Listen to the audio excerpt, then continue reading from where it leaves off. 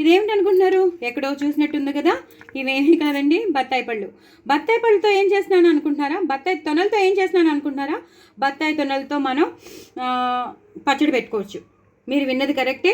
బత్తాయి పళ్ళతో అంటే బత్తాయి తొనలతో మనం పచ్చడి పెట్టుకోవచ్చు. మనం నిమ్మకాయ కారం కానీ నిమ్మకాయ పచ్చడి కానీ ఎలా చేసి పెట్టుకుంటామో ఇలాగ మనం ఇన్స్టెంట్గా మనం బత్తాయి తొనలతో మనం పెట్టేసుకోవచ్చు. ఎందుకంటే మనం ఎక్కడికైనా ఫంక్షన్స్కి వెళ్ళినా పెళ్ళిళ్ళకి వెళ్ళినా పసుపు కుంకుమతో పాటు మనకి ఇది ఇస్తూ ఉంటారు. లేదా మనం ఏదైనా నోముకు వెళ్ళినా ఏదైనా పూజకి వెళ్ళినా మనకి బత్తాయి పళ్ళు అనేవి వస్తూ ఉంటాయి. అప్పుడప్పుడు తినేస్తాం, అప్పుడప్పుడు తినం. అవి అలా ఎండిపోతూ ఉంటాయి. ఎండిపోకుండా ఉండే లోపల ఎవరు తినట్లేదు అని తెలుసుకుంటే మాత్రం మీరు ఇలా చిన్న చిన్న ముక్కలుగా కట్ చేసేసుకోండి. ఎంత తీయగలిగితే అంత తీయండి, మిగతాది తీయలేకపోయినా పర్వాలేదు. ఎందుకంటే దీంట్లో ఫైబర్ ఉంటుంది, ఇది చాలా మంచిది. ఈ పులుపుతనాన్ని మనం జ్యూస్ చేసుకునే వాళ్ళు జ్యూస్ చేసుకోండి, నో ప్రాబ్లం. జ్యూస్ కాకుండా పచ్చడిగా తినాలని అనిపించిన వాళ్ళు ఇలా చేసుకోండి. సో ఇదనమాట దీని హిస్టరీ. నేను మొత్తం పోపు వేసేటప్పుడు చూపిస్తాను. గింజలున్నా పర్వాలేదు, నో ప్రాబ్లం. కావాలంటే తీసేసుకోండి, అది మీ ఇష్టం. నేను వెల్లుల్లిపాయలు వేయట్లేదు. వెల్లుల్లిపాయలు వేయకుండా మామూలుగా నార్మల్గా టేస్టీగా చేసే బత్తాయి తొనలతో పచ్చడి. ఓకేనండి, నేను దీని నెక్స్ట్ ప్రొసీజర్ మీకు చూపిస్తాను. సో ఇప్పుడు ప్రొసీజర్లోకి వచ్చేద్దామండి. మనం ఆవకాయ పెట్టుకున్నట్టే మిగతా పచ్చళ్ళు పెట్టుకున్నట్టే. సో ఇంకా నిమ్మకాయ పిండేది అవసరం లేదు, ఎందుకంటే అది పుల్లగా ఉంటాయి కాబట్టి. మనం ఇప్పుడు కొంచెం 1/2 స్పూన్ ఆవపొడి వేసేస్తున్నాను. అలాగే ఆవాలు, మెంతులు, ఎండుమిరపకాయలు డ్రై రోస్ట్ చేసిన పౌడర్ వేస్తున్నాను. అదొక 1 స్పూన్ వేయండి, ఎందుకంటే నేను పోపులో మళ్ళీ వేస్తాను కాబట్టి. అదొక 1 స్పూన్. అలాగే ఉప్పు. ఇవి పుల్లగా ఉంటాయి కాబట్టి చూసుకుని తగినంత, రుచికి తగినంత వేసుకోండి. నేను ఫుల్ వేయలేదు, చూసారు కదా, నేను ఇంకా ఉంచేశాను. అలాగే కారం. పుల్లగా ఉంటాయి కాబట్టి 1 2 3 4 5 6 ఇట్స్ మోర్ దెన్ ఇనఫ్ అండి. ఇవి వేసేసి మొత్తంగా కలిపేసుకోవాలండి. చాలా చాలా బాగుంటుంది, వెరైటీగా ఉంటుంది. అందుకే చేస్తున్నాను నేను ఇలా మొత్తం. మనం ఆవకాయ పచ్చడి కానీ నిమ్మకాయ పచ్చడి కానీ ఎలా చేస్తామో ఆవు పొడి వేసాం, ఆవాలు మెంతులు పొడి వేసాం, ఉప్పు వేసాం, కారం వేసాం. ఇప్పుడు మనం పోపు పెట్టేసుకుందామండి. ఇందులో కొంచెం నూనె వేస్తాను నేను.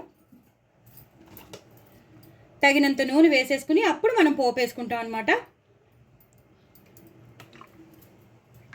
తర్వాత దీని ఊటకి అది వచ్చేస్తుంది, వదిలేస్తుంది కాబట్టి ఈ మాత్రం సరిపోతుంది. ఇలా మొత్తం అంతా కలిపేసుకోవాలి. నేను ఇంకొంచెం వేస్తానండి, హాఫ్ ఇంకొక కొంచెం పొడి ఎలాగో వేస్తాను, ఇలా పోపులో కూడా వేస్తాను. ఇంకొంచెం కారం వేస్తాను, ఎందుకంటే కలుపుకోవడానికి రావాలి కదా, మనకి పిండి అనేది రావాలి కదా, అందుకు. రైట్, ఇప్పుడు సరిపోయిందండి. ఇప్పుడు నేను పోపు రెడీ చేసి పెట్టేసుకున్నాను. ఇందులో నేను ఆవాలు, జీలకర్ర, ఎండుమిరపకాయలు, ఇంగు వేస్తున్నాను. ఇంగు చాలా మస్ట్ అండి, చాలా అంటే చాలా మస్ట్, లేకపోతే అస్సలు బాగోదు. అలాగే ఇందాక నేను చెప్పాను హాఫ్ స్పూన్ వేస్తానని, ఇందులో ఇలా వేసేసేయండి. ఎక్కువ అక్కర్లేదు, 1/2 స్పూన్ కన్నా తక్కువే వేసాను. అలాగే ఇందులో కారం కూడా 1/2 స్పూన్ వేసేసేయండి.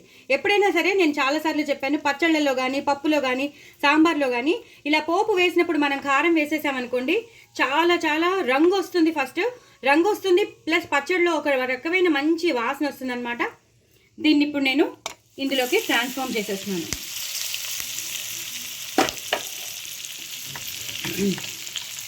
చాలా చాలా టేస్టీగా ఉంటుందండి. ఎప్పుడు రొటీన్గా మనం పచ్చళ్ళు పెట్టుకుంటూ ఉంటాం, టమాటో ఊరగాయ కానీ ఆవకాయ కానీ నిమ్మకాయ కానీ పెట్టుకుంటూ ఉంటాం. ఈ మాట మీరు ట్రై చేయండి. బత్తాయి తొనలతో మనం చేసిన, బత్తాయి పళ్ళతో చేసిన పచ్చడి చాలా చాలా టేస్టీగా ఉంటుంది. ఎంత బాగుంటుందో చూసారు కదా, ఎంత టేస్టీగా అనిపిస్తుందో. చూస్తుంటే నోరు ఊరుతుంది కదా. వేడి వేడి అన్నంలో కలుపుకుని నెయ్యి వేసుకుని పక్కన చిప్స్ అయినా ఉంటే చిప్స్ నంచుకుని తినండి. నా సామిరంగా ఎక్కడుంటారో నేను చెప్పలేను, అంత టేస్టీగా ఉంటుంది, అంత రుచిగా ఉంటుంది. పిల్లలు పెద్దలు అందరూ ఇష్టపడతారు.